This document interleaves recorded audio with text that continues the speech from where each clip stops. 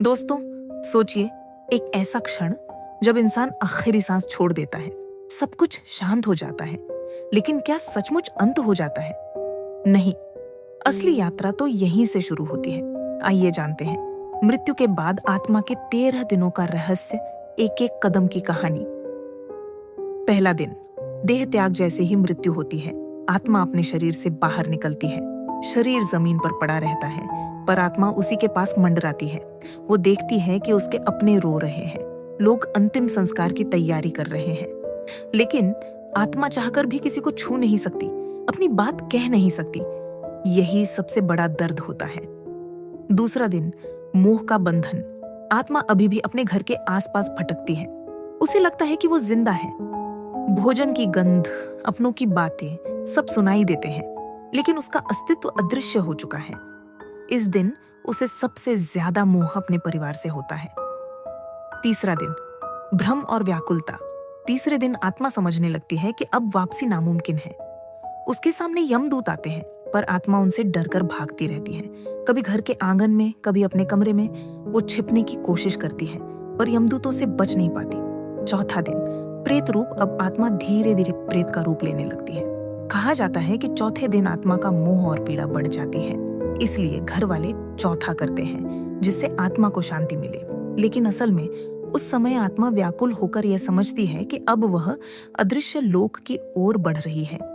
पांचवा और छठा दिन, यात्रा की तैयारी। इन दिनों आत्मा को अदृश्य रास्तों पर चलाया जाता है। वो देखती है कि यमदूत उसे आगे बढ़ने के लिए इशारा कर रहे हैं। वो चाहकर भी धरती के कामों में लौट नहीं सकती। धीरे धीरे उसके चारों तरफ अंधेरा फैलने लगता है। सातवां दिन, पहला द्वार। सातवें दिन, आत्मा पहले द्वार तक पहुंचती है। यह एक ऐसा स्थान होता है जहां उसे अपने जीवन का पहला हिसाब दिखाया जाता है। जो अच्छे कर्म उसने किए, उनका प्रकाश आत्मा को घेर लेता है, और जो बुरे कर्म किए, उनका अंधकार उसे डराता है। यही कारण है कि परिवार 7वें दिन पूजा करता है, ताकि आत्मा को प्रकाश की राह मिले। 8वां से 10वां दिन, समीक्षा का समय। इन 3 दिनों में आत्मा को जीवन की पूरी फिल्म दिखाई जाती है। बचपन से मृत्यु तक के हर कर्म, हर गलती, हर पुण्य, सब उसके सामने तेज रोशनी की तरह प्रकट होते हैं। आत्मा कभी हंसती है, कभी रोती है, कभी डर जाती है। यह अनुभव इतना तीव्र होता है कि आत्मा कांप उठती है। 11वां और 12वां दिन, निर्णय का क्षण। अब आत्मा को यमलोक की यात्रा पर भेजने की तैयारी होती है। 11वें और 12वें दिन, पितरों और देवताओं से उसका संबंध स्थापित होता है। घर में एकादश और द्वादश श्राद्ध किए जाते हैं, जिससे आत्मा को परलोक की राह में सहारा मिले। 13वां दिन, मुक्ति या बंधन। 13वें दिन आत्मा का अंतिम फैसला होता है। यही वो क्षण है जब आत्मा को यह तय कर दिया जाता है कि उसे पितृलोक जाना है, स्वर्ग या नरक का मार्ग पकड़ना है, या फिर पुनर्जन्म लेना है। यही कारण है कि घर वाले 13 में करते हैं। यह कोई साधारण रस्म नहीं, बल्कि आत्मा को विदा करने और उसकी यात्रा पूरी करने का दिव्य अनुष्ठान है। दोस्तों, मृत्यु अंत नहीं है, यह तो एक नए रास्ते की शुरुआत है।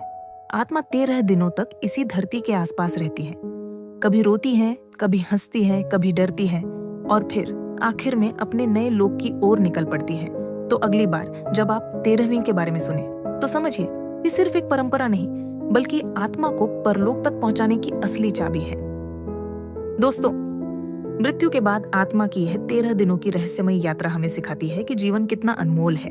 आज आप जिंदा हैं, सांस ले रहे हैं, अपने अपनों के साथ हैं। यही सबसे बड़ा चमत्कार है। अगर इस रहस्यमयी कहानी ने आपके मन को छू लिया, तो हमारे चैनल मिस्ट्री बाय रोशन को जरूर सब्सक्राइब करें, क्योंकि आगे भी हम आपके लिए ऐसी ही अद्भुत, रहस्यमयी और सच्ची कहानियां लेकर आने वाले हैं। मिलते हैं अगली रोमांचक यात्रा में। तब तक याद रखिए, जिंदगी एक रहस्य है, और रहस्य कभी खत्म नहीं होते।